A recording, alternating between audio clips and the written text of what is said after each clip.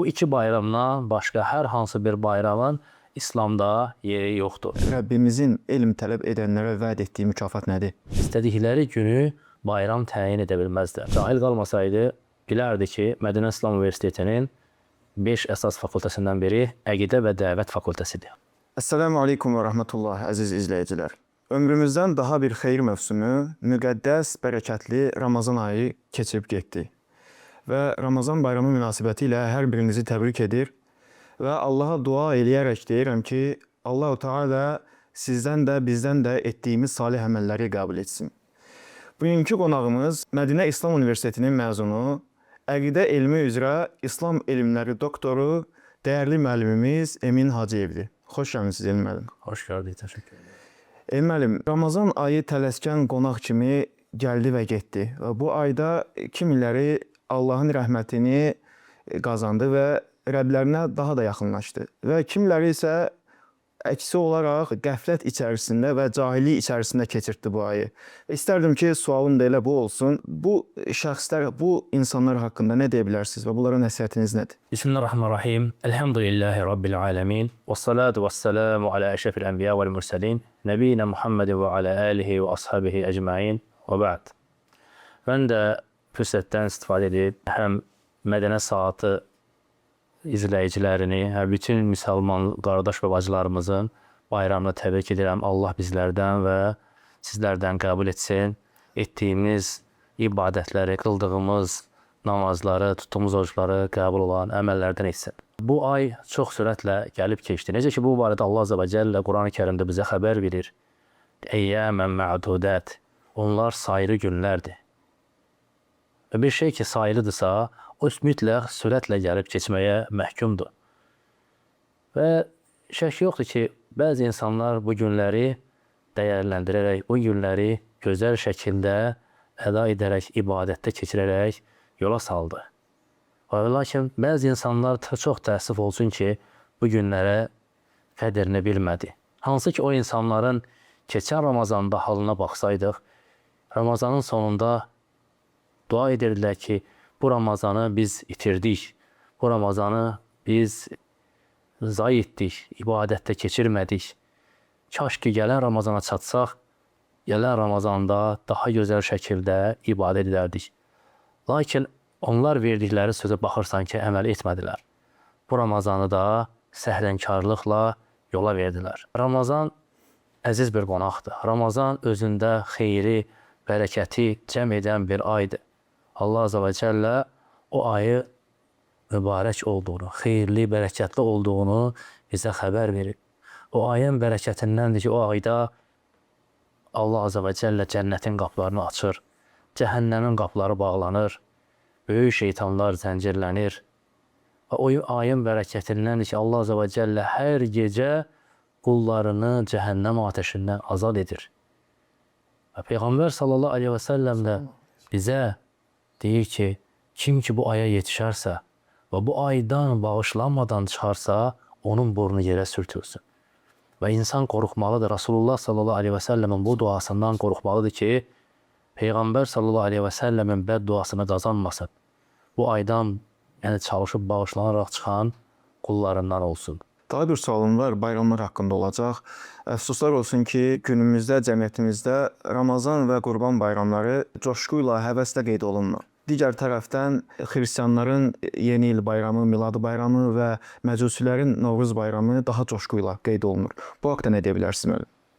Bəli, çox təəssüf olsun ki, cəmiyyətdə bu yaygın şəkildə görünür, özünü büruzə verir və səbəb də insanların öz dinlərinə maraq göstərməməsi, özlərini başqa din mənsublarına bənzətməyə həvəs göstərmələri, dinlərini dərindən bilməmələridir. Dinimiz kamil bir dindir. Allah Azza və Cəllə bizləri İslamla izzətləndiribdir. Necə ki, Ömər radiyallahu anh deyir ki, biz elə bir toplumuq ki, Allah bizi İslamla izzətli etdi. Əgər izzəti İslamdan başqa bir şeydə arasaq, Allah bizi zəlil edəcək. Bizim izzətimiz dinimizə sarılmaqdadır. Nə qədər ki, dinimizi gözəl şəkildə öyrənəcək, onun əhkamlarını haqqı ilə yerinə yetirəcək, Allah Azza və Cəllə bizi ucaldacaq, izzətli edəcək. Lakin biz Yəni bizim toplumda bir çox insanlar baxırıq ki, yəni izzəti kafirlərin, qeyri-müsəlmanların bayramlarını keçirməkdə axtarırlar. Onlara özünü bənzətməklə güya bunu inkişaf sayırlar. Öz bayramlarına gəldikdə isə yəni adi günlərdən bir gün kimi qeyd edirlər. Və bunların da hamısının səbəbi öz dinlərini bilməməkdə irəli gəlir. Müəllim, bəs digər əlamətdar günlərdənmi bu hökmdədir? Məsələn, 8 Mart Qadınlar Günü və müxtəlif peşələrin xüsusi günləri və həmçinin ad günləri. Bəli, Peyğəmbər sallallahu əleyhi və səlləm Mədinəyə hicrət etdikdə Mədinə əhlinin keçirdiyi bəzi bayramları görür. Və onlara deyir ki, Allah Azza və Cəllə sizin bu bayramlarınızı 2 bayramla əvəz etdi. Ramazan və Qurban bayramı ilə. Və bu hədis açıq aydın dəlildir ki, bu 2 bayramdan başqa hər hansı bir bayramın İslamda yeri yoxdur.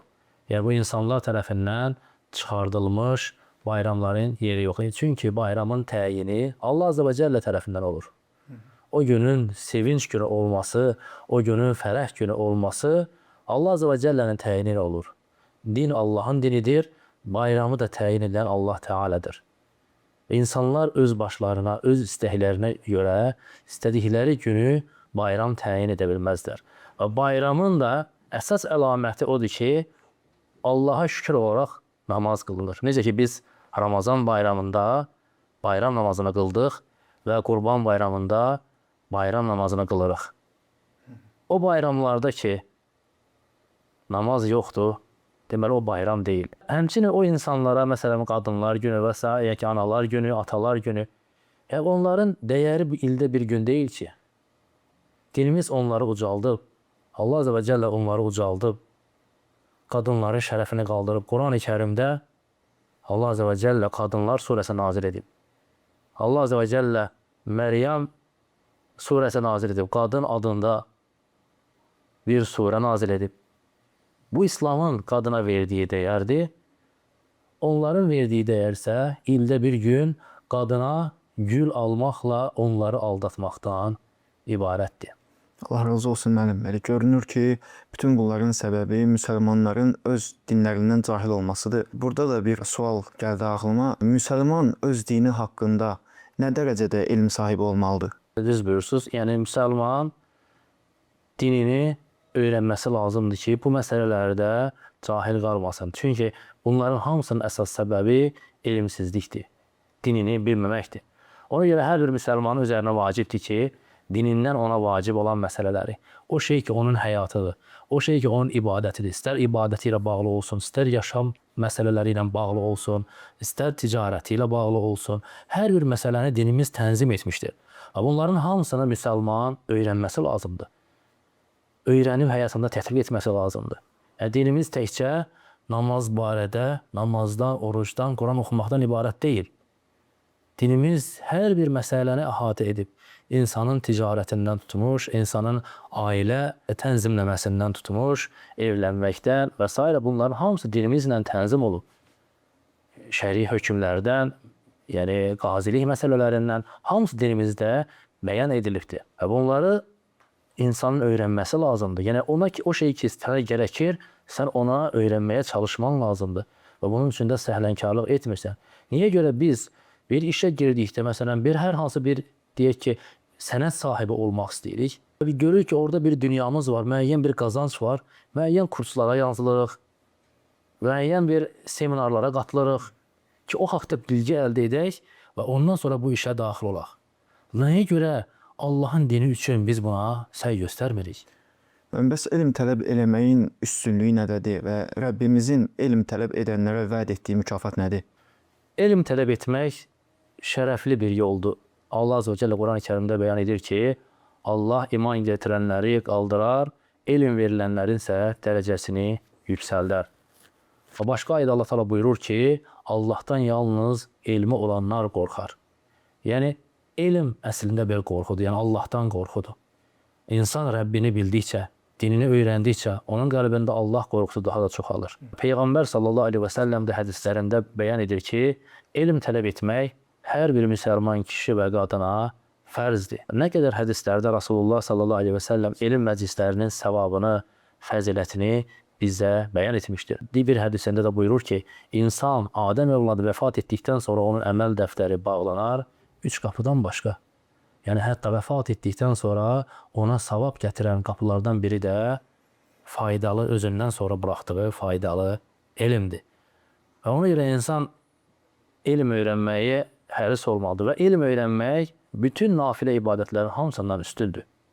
Necə ki, bu barədə İslam alimləri geniş şəkildə danışıblar.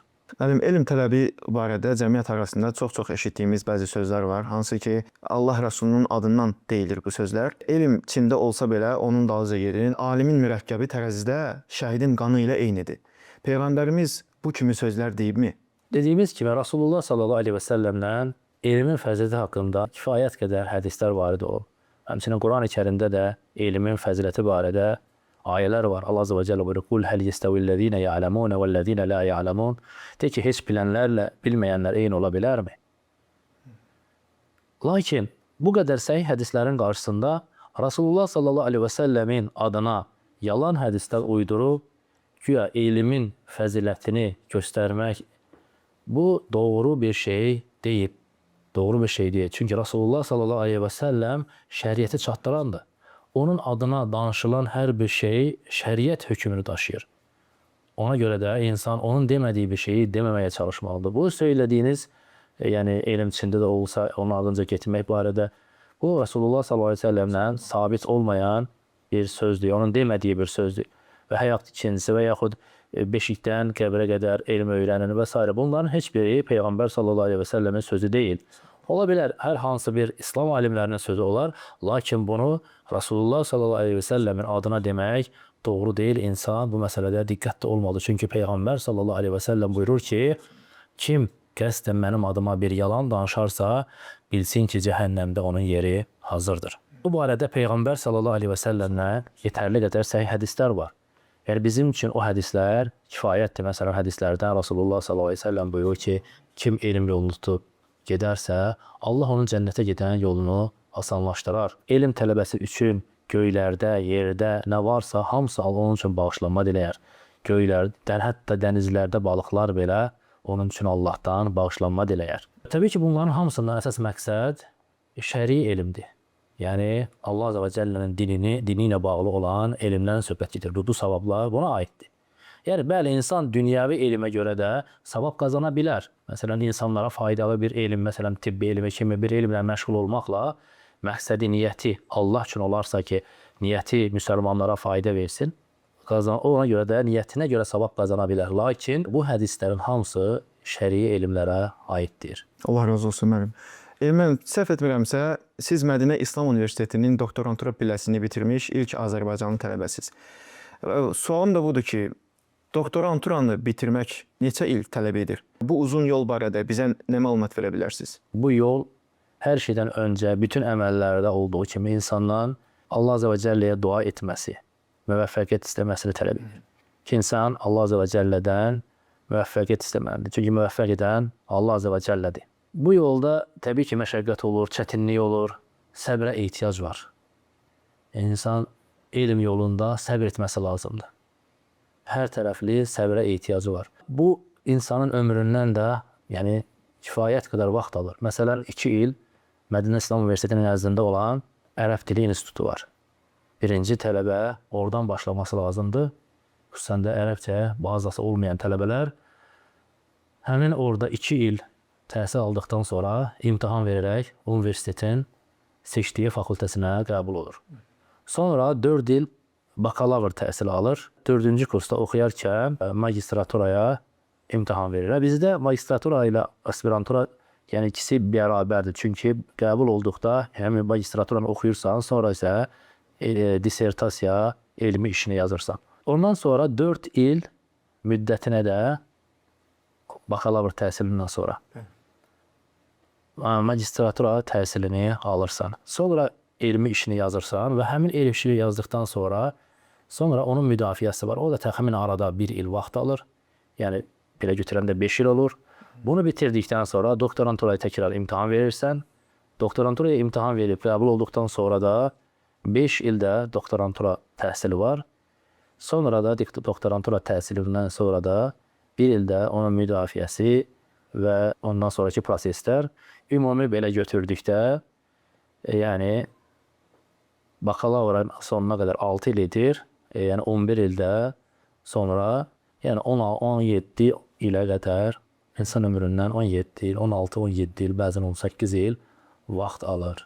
Müəllim, günümüzdə müəyyən dairələrdə qəribə fikirlər yayılır, gəzir. Və sanki bu fikirlər məqsədyönlü şəkildə söylənir. Akademik dini təhsili aşağılamaq, insanların gözlərindən salmağa çalışmaq. Ən çox hədəfdə olan şəxslər də çox vaxt doktorantura və magistratura tələbələri olur. Bu haqda nə deyə bilərsiniz? Yəni bir insan bir şeyə müvəffəq olmursa, yəni insanın məşhur söz var ki, bir insan bilmədiyi şeyinin düşmənidir. Bir şeydə ki, cahildirsə, bir şey bilmirsə, ona çatmayıbsa, onu yaşamayıbsa, yəni onu küçümsəmək, onu aşağı görmək onun təbiətində olacaq bir şeydir. Təbii ki, o danışan insanların heç biri bu mərhələni keçmiş insanlar deyil. Biz universitetdə onlarla elm əhlinin, alimlərin, şeyxlərin dərs verdiyini gördük. Onlardan elm aldıq. Heç birindən görmədik ki, bu nə magistratura pilləsini, yaxud doktorantura pilləsini aşağılasın. Əksinə, orada oxuyan tələbələri ayrı cür qiymətləndirirlər. Məsələn, bizə doktoranturada mühazirə verdikdə, bəzən universitetin bakalavr səviyyəsində oxuyan tələbə gəlirdi ki, icazə verin, içəridə dinləyici kimi oturun. Deyirdi, xeyr, siz bu səviyyədə olan tələbələr deyilsiniz. Mənim danışdığımı dərk edəcək səviyyədə deyilsiniz. O yanda kənardan başqa birisi olsun, heç birinə icazə vermirdi. Çünki artıq o səviyyə başqa bir şeydir. Yəni, insan orada elə bir fənləri keçir ki, o fənləri heç bir şeyxlərin, alimlərin yanında tapmır. Bəli, alimlərin dərsi, şeyxlərin dərsində özə ayrı bir bərəkət var. Onların dərsində yəni insan başqa faydalar götürür. Lakin akademik təhsildə bəzən elə şeyləri insan əldə edir ki, onu alimlərin dərsində cəm etmir. Ona görə də baxırsan ki, cəmiyyətdə, dəvətdə ən çox fəal olan insanlar həm akademik təhsili və eyni zamanda alimlərin yanında olan təhsili cəm edən insanlardır.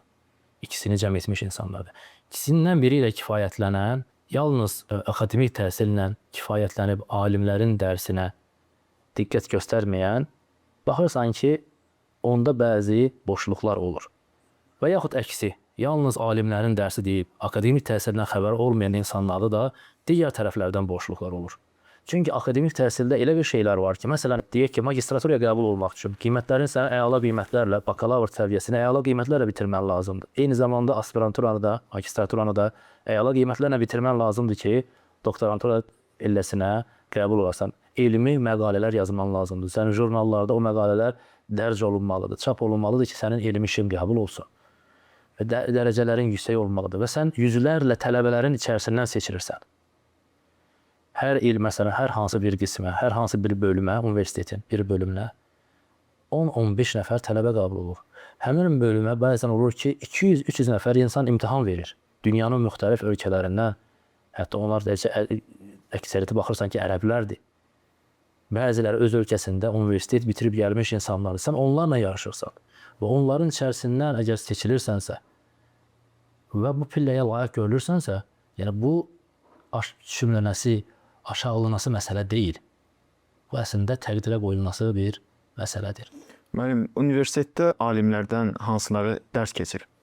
Bizim universiteti əsasını alimlər qoyub. Əgər akademik təhsildə bir naqislik olsaydı, o alimlər deyərdi ki, bu universitetə ehtiyac yoxdur. Mədinədə Peyğəmbər sallallahu aleyhi və səlləm məscidi var, bura ilə kifayətlənək. Bizim universitetin əsasını bu Səudiyyə Ərəbistanı krallığının ilk müftisi olan Muhammed İbrahim Əli Şeyx rahiməhullah qoyub. Bu universitetin ilk rektoru olub. Ondan sonra onun davamçısı olaraq Şeyx İbn Baz rahiməhullah rektorluq edib.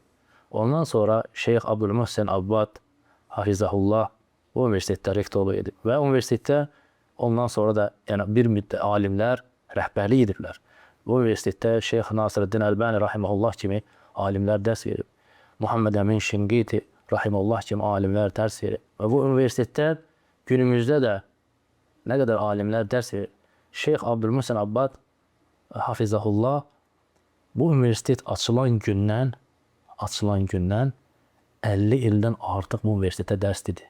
Artıq sağlığı tərəfdən, sağlığı ona icazə verməyəcək hala gələnə qədər universitetdə müəllimlik etdi. Həmçinin universitetdə Mədinənin şeyxlərindən Şeyx Salih Suheymi hafizəhullah, həmçinin Şeyx Süleyman Ar-Ruheyli hafizəhullah və Şeyx Ali Tuveyciri və böyük alimlər, Mədinənin nə qədər şeyxləri bizim bu universitetdə dərs verir. Peyğəmbər sallallahu aleyhi ve sellemin məscidinin baş imamı Şeyx Ali Huzeyfi hafizəhullah bizim universitetin dekanlarından, Quran fakültesinin dekanlarından olub. Şeyx Hüseyin Əli Şeyx hafizəhullah Məscid-i Nəbəvinin imamlarından bu günə qədər də universitetin əqidə bölməsinin müəllimlərindəndir. Akademik təhsildə bir problem olsaydı, onlar gəlib ömürləri niyə zayi edirdilər? Müəllim, bəs xüsusən doktorantura və magistratura tələbələrinə dil uzatmaq və onların layiq ləqəblər qoşmaq, bunun səbəbi həsəddirmi? Və bu sözləri doktor ləqəbi daşıyan böyük alimlərə də deyirlərmi? Az öncə dediyimiz kimi, o insanlardan baş verir ki, o insanlar bu məsələdə cahildirlər. Bu məsələdən xəbərləri yoxdur. Onlar bilsəydilər ki, universitetin magistratura, doktorantura pilləsində hansı fənlər keçilir, hansı məsələlər keçilir, hansı elmlər keçilir, hansı ki o elmlərin heç biri, heç bir şeyxin, heç bir alimin dərsində keçilmir. O zaman belə danışmazdılar.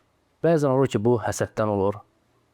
Bəzən olur ki, insanın bu məsələdə cahilliyindən, bilməməzliyindən olur.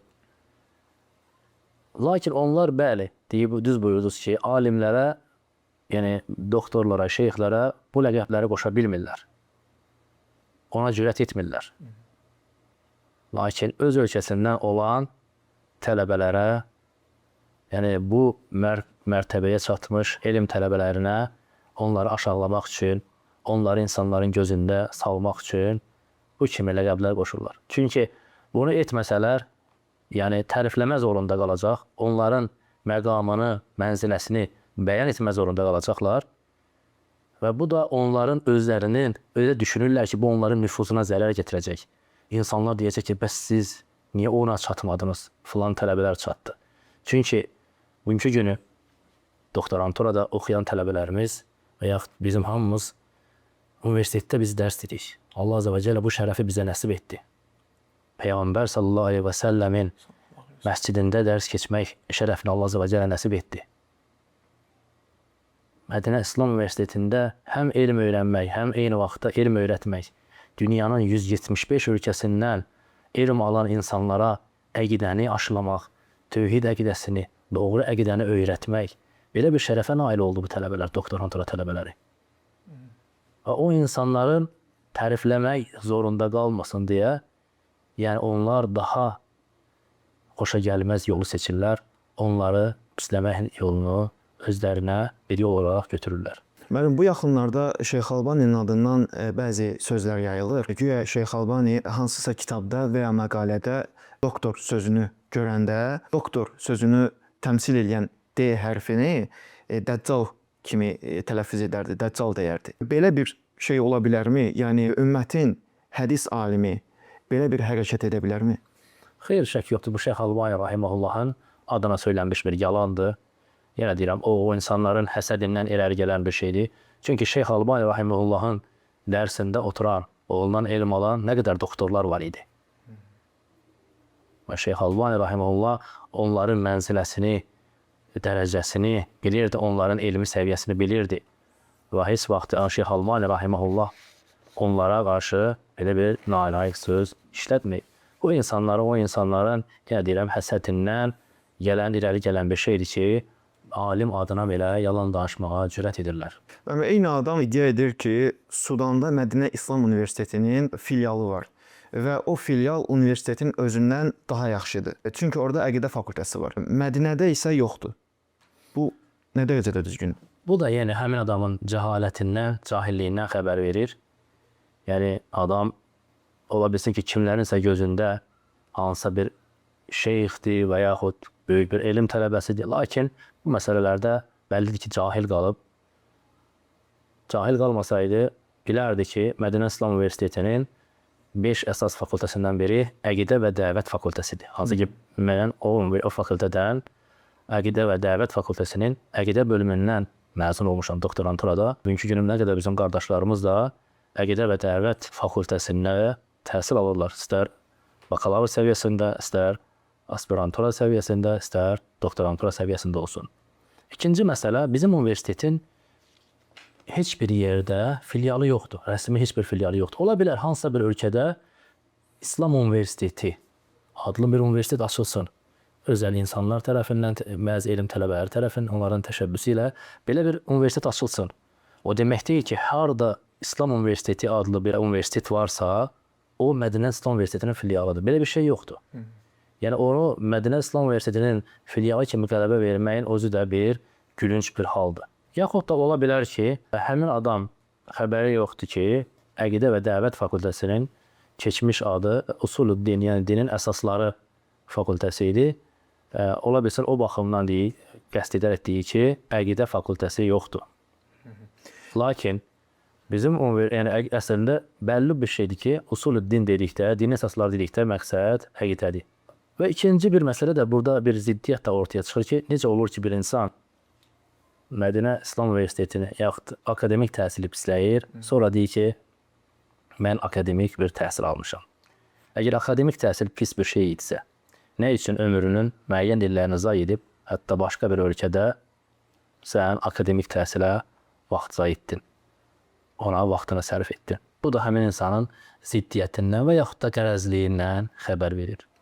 Mənim son olaraq qardaş və bacılarımıza nə tövsiyə edərdiniz? Dinlərini haradan və kimlərdən öyrənsinlər? Mən hər kəsə tövsiyəm odur ki, dinlərini səhih mənbələrdən öyrənsinlər. Mötəbər elm tələbələrindən öyrənsinlər. O insanlar ki, dəlillə, sübutla danışır. O insanlar ki, insanları Allah Azə və Cəlləyə bağlayırlar. Allah Azə və Cəllənin tövhidinə dəvət edirlər. Peyğəmbər sallallahu aleyhi və səlləm sünnəsinə, sələf və salihin yoluna dəvət edirlər. Və burada heç bir qərəz gütmədən, hikmətlə bu yolda bacardıqları qədər öyrəndikləri şeyləri insanlara çatdırırlar. O insanlardan elm öyrənsinlər və hər bir öyrəndikləri məsələdə dəlil tələb etsinlər. Dəlilsiz, sübutsuz dinlərini yaşamasınlar. Allah razı olsun Emin müəllim, bu gözəl və faydalı məlumatlara görə. Son olaraq sizə təşəkkür edirəm ki, dəvətimizi qəbul edib məclisimizə gəldiniz. Mən sizə təşəkkür edirəm. Allah razı olsun. Selamun aleyküm və rəhmətullah və bərəkət. Aleyküm selam və rəhmətullah. Və belə əziz izləyicilər, bugünkü buraxılışımızın sonuna gəldik. Bizi izləmədə qalın. Mövzu ilə əlaqəli suallarınız olarsa, şərh bölməsində qeyd etməyi unutmayın. Sağ olun, salamat qalın.